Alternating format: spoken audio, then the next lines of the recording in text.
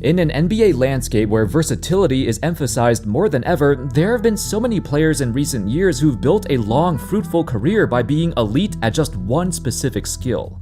Some would call them a one-trick pony. Let's get it. But to be honest, I don't like that term, because it implies that they were bad players in general, but in reality, these players maximized their lone skill to their absolute highest potential. In this video, let's take a look at 6 NBA players who were only good at one thing. And perhaps that's all they needed. Whoa, a little nifty move, looking like a point guard out there. Andre Drummond. Drummond entered the league in 2012 at the spry age of 19, and you can legitimately argue he never expanded his game at all. He came in as an elite rebounder, led the league in rebounds for 4 different seasons, led the league in offensive rebounds for 7 different seasons, which indicates his uncanny ability to be at the right place at the right time. It's like his hands have magnets on them. Granted, a huge number of rebounds come from the fact that he can't finish properly at the rim, so he just grabs the board and tries again, and again, and again. Look at him get 3 offensive rebounds before. Regardless, there's no doubting his prowess on the glass. On paper, Drummond gives off the impression that he could also be a great defender, a great pick-and-roll scorer, and maybe even a great post scorer. The dude is a 7-footer who weighs 280 pounds, and somewhat athletic, with a 7'6" wingspan. The dude's a huge body with a massive frame that engulfs the vast majority of centers. Yet, for some reason, aside from rebounding, he plays much smaller than he actually is. For example, he has never even averaged 2 blocks a game, and his defensive awareness in general is just really bad, because he's so slow and inattentive. He shoots only 64% right at the basket. Compared to other 7-footers like Rudy Gobert or DeAndre Jordan, Drummond's efficiency is abysmal for his size, even compared to other players with no jump shot. If you've never watched Andre Drummond and just evaluate him based on his stats, the biggest misconception people have is that they actually think he's a good offensive player. They simply look at his points and field goal percentage and think, oh, this guy can score the basketball, kind of. But he really can't.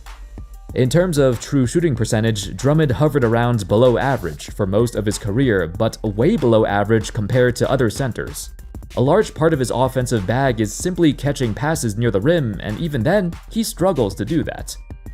It doesn't help that, in Detroit, his teams were often poorly constructed. You add on the other stuff like him never having a jump shot, and his free throw percentage has always been piss poor. Of all qualified players, Drummond's career 48.6% free throw percentage is the 3rd worst in history, ahead of only Ben Wallace and DeAndre Jordan. To say he's only good at rebounding is an understatement. He's literally unplayable in every other aspect of the game. The dude's straight up horrendous, and that's why, despite his insane rebounding talent, Drummond has rarely ever made a positive impact for any team he played for. Kyle Korver. Now, let me explain. You could essentially name any 3-point specialist and put him in a video like this. Off the top of my head, I can think of guys like JJ Redick, or Klay Thompson, or heck, even Steve Novak. The reason I chose Korver is because not only does he do everything else at a subpar level, but he literally made an all-star team due to his single skill of shooting threes. I know the Hawks won 60 games that year, so everyone was jumping aboard the bandwagon, but to have Korver be selected as an all-star is asinine, and it shows how good of a shooter he truly was. Korver led the league in 3-point shooting for 4 different seasons, but perhaps he was best known during his time in Utah, where he set the NBA record for the highest 3-point percentage ever in a single season, 53.6%. That's a 3 by Kyle Korver. The other aspects of his game, however, well, it's kinda rough. Unlike somebody like JJ Redick, who is honestly elite at moving off the ball and having insane cardio, and unlike Klay Thompson, Korver was never a good defender, while Klay was elite at defense. Korver is more of a basic catch-and-shoot player, and back in his day, he didn't move as much because of how NBA offenses were constructed.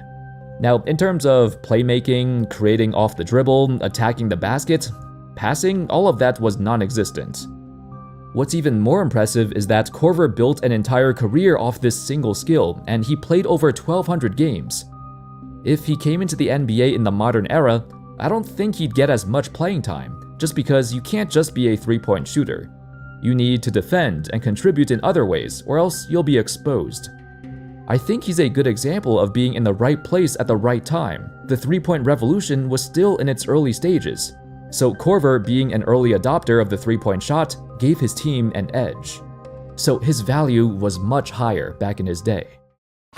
Tony Allen.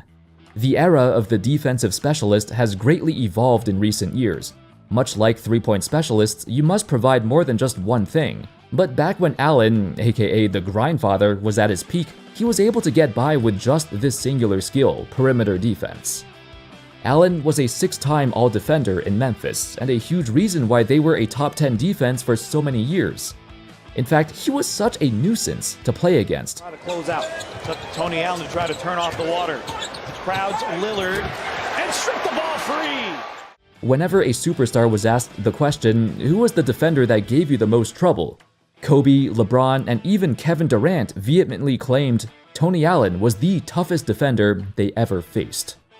For a 6'4", 210-pound shooting guard, he was somewhat undersized, but held his ground due to his burly frame and his strong, quick hands, which he used to harass his opponent at every opportunity, leaving them no chance to even initiate their move. Unfortunately, that was about the extent of Allen's game. The Memphis Grizzlies made the playoffs for 7 consecutive years from 2011 to 2017, with Allen being there for every single year, but the team's biggest weakness has always been their offense. Specifically, their lack of offensive creation, which made their game plan very stagnant and predictable. During an era of pace and space, where teams with multiple ball handlers and shot creators benefited greatly, the Grizzlies remained a relic of the past. Of course, it's not just the fault of Tony Allen and his inability to do anything offensively, but their game plan was flawed from the start. Defense can only get you so far. Allen laughably averaged 1 assist per game for his career as a shooting guard, and I'd imagine he couldn't get away with that in the modern era.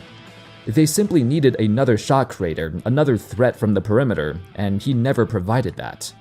Regardless, he still carved out a 14-year career, putting all his skill points into one talent, which is, respectable. He was arguably the best perimeter defender for 5 or 6 straight years, and his defense kept him in the league for so long. Kenneth Faried.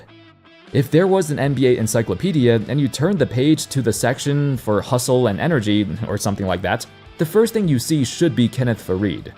Now, I'm not saying he played with the most energy I've ever seen, because I'm sure plenty of others built their careers from hustling and competing with maximum effort, but Faried is the perfect example of somebody who's only on the floor because his energy fuels his game. Like, you could argue he's a good rebounder, but he's never been good at positioning his body nor boxing out. He gets rebounds by simply outworking and out-hustling his opponent. In reality, every part of his game is lackluster, but he makes up for it with his effort. That's why by the age of 29, he was already out of the league. The drive, the motivation, the hunger to succeed was no longer there for Faried. And when a player like him loses the passion for the sport, he doesn't have the actual skills to fall back on. For his entire NBA career, his energy fueled his desire to win, whether it's catching lobs, or rolling to the baskets, grabbing boards, or even his defense, which he wasn't good at, but his effort created the illusion that he was. Of course, there were a lot of things working against him. Being a 6'8" power forward/center, it's tough. It's even tougher when you have no bag. But he was able to find a niche in Denver because he joined them at the right time. They were rebuilding, they were experimenting with young players, and they played at a relentless pace, top 5 in the league in pace for 4 straight years. With Faried's energy, he prospered in that role, because all he had to do was run up and down the court and he'll find a way to make an impact. It helps when the rest of the team is also young and runs alongside you. But the moment the Nuggets pivoted towards a different playstyle, with Jokic running the offense, Faried was no longer productive. Because in a half-court setting, when defenses are actually paying attention to you, Faried can't do anything. There's only so much he can do with a limited skill set and even more limited physical tools. Jason Williams. Alright, it took me a while to think of players to include in this video, and I wasn't sure if Jason Williams would be a great choice. Despite his shortcomings, his playstyle was iconic, and it was built around his otherworldly passing ability. He earned the nickname White Chocolate due to his flair and creativity, and how he basically looks like he's freestyling on the court. At his peak, very few players in history can entertain a crowd as well as Jay Will. With that being said, his game outside his passing was insufficient. He was a very poor jump shooter, with several seasons of shooting over 6 threes a game on under 30%. Dude was near the top of the charts in attempts, but near the bottom in percentage. His popularity exploded in his first 3 years in Sacramento as he became a walking highlight reel. He'd arguably be the NBA's most popular player. Unfortunately, his on-court production never came close to what we expected. Williams was a volatile player. He would frequently play out of control and not listen to his coaches. This included a season where he averaged nearly 4 turnovers a game despite putting up 7 assists. In addition, he got suspended and fined several times for his behavior. It wasn't until Sacramento traded him away for Mike Bibby when they broke through the barrier and reached a new level. While Bibby was never as extravagant as Jay Will, he was more stable and provided a steady point guard dynamic that the Kings needed. Over the years, Williams' passing has always remained the one and only elite aspect of his game. While he did improve in other aspects like his three-point shot, and he toned down to become less chaotic, even winning a championship as the starting point guard in Miami, his career unfortunately was quickly fading away. The problem was, even though Williams expanded his game, his reputation as a player never changed. For every mistake, coaches had a short leash with him. He saw his playing time decrease until he retired. Roy Hibbert. Remember the term verticality? Well, I think Hibbert popularized this term because nobody really used it much before. Basically, what it means is that if the defender jumps vertically to contest a shot, it's considered legal defense, even if their bodies collide. The other 4 starters all in double figures. Smith goes to the basket, blocked again, and off of Smith. It's going to be Pacer ball. Hibbert, with his immaculate timing on his jumps, combined with being a massive 7'2", he utilized this verticality rule to its maximum potential, and thus became one of the most impactful defenders of his time. In back-to-back seasons, 2013 and 2014, the Indiana Pacers were the top-ranked defense in the league, as Hibbert anchored the paint in a way that even the most brilliant offenses could not break. That is, until the playoffs started. Hill inside to Hibbert, blocked by Korver. Kyle Korver not known as a shot blocker as we take one more look at that replay. You see, despite Hibbert's verticality, there were no other strong points in his game. He was pretty mid at everything else, including his defense outside the paint. He struggled with that, and small ball offenses like the Heat and even the Hawks gave him a difficult time when the floor was spread with shooters. For a 7'2", 270-pound center, you'd expect his rebounding to be decently good, but it never was. In the infamous 2014 playoff series against the Atlanta Hawks, Hibbert had fewer than 5 rebounds in 5 of the 7 games, including his infamous 0-rebound game and back-to-back 0-point games.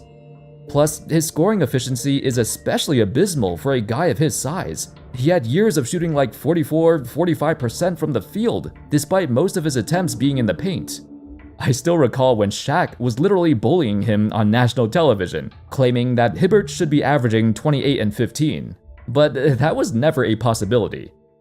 Over the years, his success on the Pacers has been perceived to be kind of a fluke. It was the perfect situation for him, as the game plan was to funnel players into the tower that is Hibbert, so he can jump and contest a shot with his verticality. This formula worked in Indiana, but once he left the team, it was immediately downhill from there. He could not adapt. He pretty much became useless when the one skill he was good at became nullified.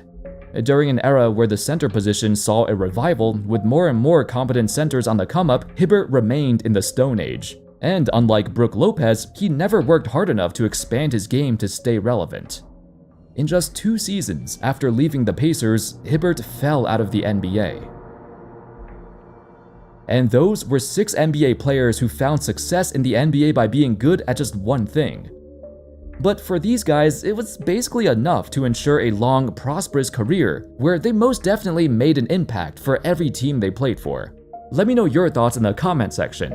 Can you think of any other players who had a long career by being good at just one thing? Thank you all so much for watching. I hope y'all enjoyed the video, and of course, as always, I'll see you next time. Peace.